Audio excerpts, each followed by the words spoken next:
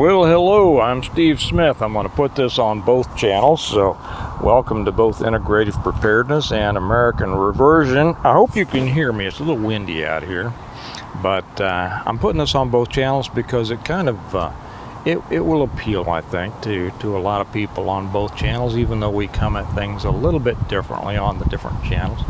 We're at a lake. I don't remember what the name is. I don't know. I'd butcher it if I tried to remember. It's just outside of Seattle. Most of you all know that we've been making a trip up through the American Northwest, doing some research for a couple of my future books. And while we were up here, we met up with a friend of our daughter's who lives up here. So they're off playing in the lake. And you know, the longer that I get into this trip, and I am going to I'm going to, maybe this evening, maybe tomorrow, we'll see, make one about traveling so far from home, you know, when the world is in the state that it's in. I had somebody kind of make that statement.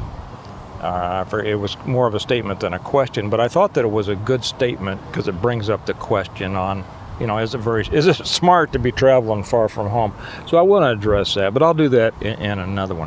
What I want to talk about on this one is it's a sin. The more beauty that I see, that I'm reminded of, you know, the more that I get away from people, maybe that's it, and the more that I'm out here and seeing the greatness of our country. I just see the sin that has happened in America. And now some people are going to say, do you mean the original sin of slavery? No, I don't. You know, America didn't invent slavery. I'm going to touch on this for just a second. If it hurts anybody's feelings, tough. America didn't invent slavery. Slavery has been around for forever. America ended slavery. There has not been slavery in America for 400 years. Slavery was an institution. It was exported from Africa. It was a part of the American economy for a couple of hundred years, and not just in the South. And I'm going to make another one about that. And I know most people who talk about slavery don't know very much about it, and I'm going to make another one about that. But no, I don't mean that, because America ended slavery, and more people ought to realize that, and more people ought to concentrate on that than trying to call it the original sin of America, because it's not. Nor do I mean the way that the indigenous people, the Indians, I don't call them Native Americans, because first off, they weren't Native Americans any more than I'm Native American. I could call myself a Native American, so could most of you, because you were born here, right? But your ancestors didn't come from here. Mine came from Europe. Some of yours came from Asia. Some came from Africa. Yeah, they came from other people, as did the people who were here before us came from Asia. So you know, you can squabble about that all you want to, but I don't mean the way that the Indians were treated, because you know, this idea that the Indians were simply frolicking around and playing with the buffalo and butterflies before the white man came here is totally wrong. The Indian tribes warred with each other. They slaughtered each other. They enslaved each other. You know, the next wave didn't do anything more horrible than they had done to each other. Now, does that mean that they were all terrible? No, not at all. Any more than it means that all European Americans or whatever are bad. You know, people are people. So no, I don't, except that we have we can get great lessons from the Indians, and that is they trusted the United States government. That's the great lesson. And in many of those situations, all of the treaties that were broken, the American Indian has suffered greatly at the hands of the American government. And we can learn a lot from that. Give up your guns, we'll take care of you, right? Okay. Now, what I want to talk about is the sin of what's happened to America. The sin of such a great country, such a great land, filled with, for the most part, great people. Hard-working people, people who are of different races, different religions, different political persuasions. We're up here visiting with people who don't share our political beliefs. But you know what? They love America. They work hard. They contribute to the economy of America. They are raising great kids. And we see things differently, very differently in some cases. It doesn't make them bad people. And it doesn't make us bad people, and they realize that. The sin is what's happened to a country that was built with such hard work and such courage and such foresight and an appeal to heaven, as my fourth book is entitled. By the way, this video is brought to you by my books, the Stonemont series. I've forgotten to throw that in lately, and where I talk about how I think things ought to be. And the links are right down there for anybody who wants to read about the fundamental beliefs and institutions that a community ought to be based on. Visit it. Read my books if you would like. I think you'd like them. But that's the sin. We've built an amazing country that has done some bad, but it's done an amazing amount of good throughout the world. And it's because of the industry of the people and the freedoms that allowed the people to do their best, to work hard, and to achieve whatever their intelligence and courage and abilities would allow them to achieve. And the sin is that the governance of this country has been given over far too much to a socialist, a collectivist, a communist, essentially, group of people who are little by little, and it's up to a high level now, have introduced and solidified a tyrannical system under which the rest of us have to struggle. And there are people working against it, and yet there are people working for it.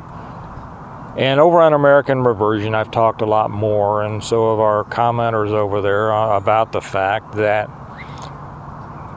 what we're really fighting against is ignorance. Because most people, at their core, have conservative values, if you take it down to the core. Now, not all. Some of them are just flat-out socialists. This is one of the problems that the Democrat Party is having when they were bringing in when they were opening the borders and wanting all of the immigration in there, because they thought that if they did that, Hispanics would like them, or Latinos, or however you want to. I know there's a distinction there. I forget what it is. I'm not trying to insult anybody. people from south of the American border, from the Latin American countries and Mexico, that the Democrats thought that these people would be grateful to be let into the country. What they didn't realize is the vast majority of Hispanics and Latinos are conservative, bedrock conservative at heart. They are religious people. They are family-oriented. They are hard-working. They are the kind of people that built this country. Now, are all of them great? No. You got a lot of gangbangers. Okay, you got a lot. Just like you got people who were born here who aren't good people.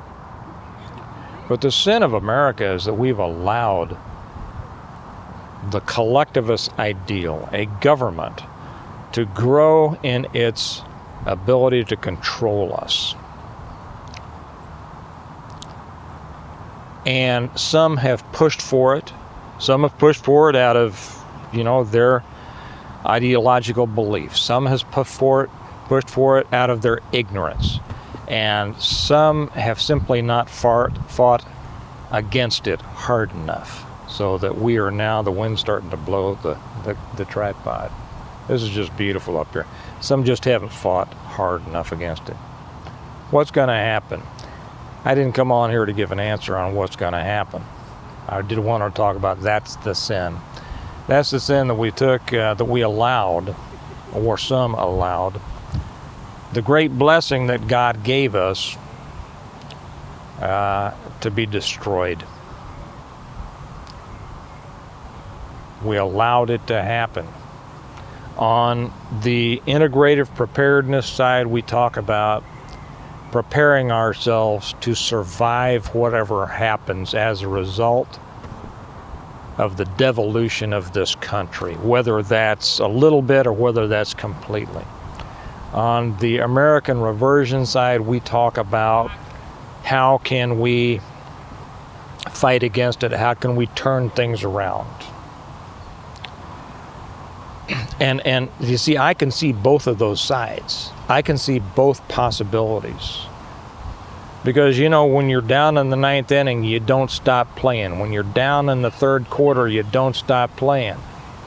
Some of you can remember some football games when John Elway or Joe Montana, or what's that guy we got in Kansas City? What's his name now? The kids love him. I don't know. I forget his name. I'm not a football fan. And they turn it around. It can be turned around, I think. It can be turned around. Will it be turned around? That's what I don't know, and neither does anybody else. I know that it won't be if we don't try, but I'll save that for more of American reversion, because we talk over on American reversion. We do talk about, hey, we got to try. More on integrative preparedness. The people are saying can't be helped, can't be done, but I see that too. Anyway, that is in my eyes the sin of America. The sin that we allowed this great blessing that God gave us. We've allowed it to collapse. We've allowed it to decay. We've allowed it to rot. And I guess now we're going to see whether we're going to do anything about it, whether God still is willing to let us turn this around if our hearts and minds and souls and spirits are in the right place, and we try according to his will, his direction.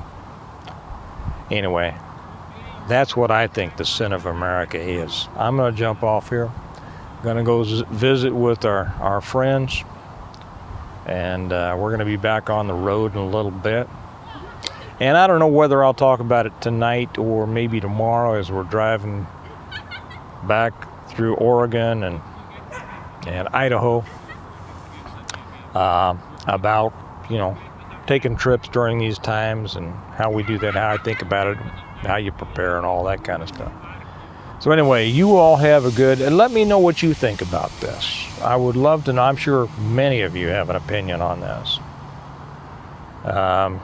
Nobody knows. I'm going to put it right there. Anybody that comes on and makes a blanket statement, this is what's going to happen, or this can't happen. Now, you know, that's opinion. Feel free to share it if you'd like, but, you know. But I'd be real interested to hear the thoughts of the thinkers out there. I know we got a lot of them here. Anyway, I'm going to let you go. Remember that we prepare well today in order to live well tomorrow. And remember that America needs a reversion, and it needs you and I to be a part of it. I'll let you go. Have a great day. Talk to you later. Bye-bye.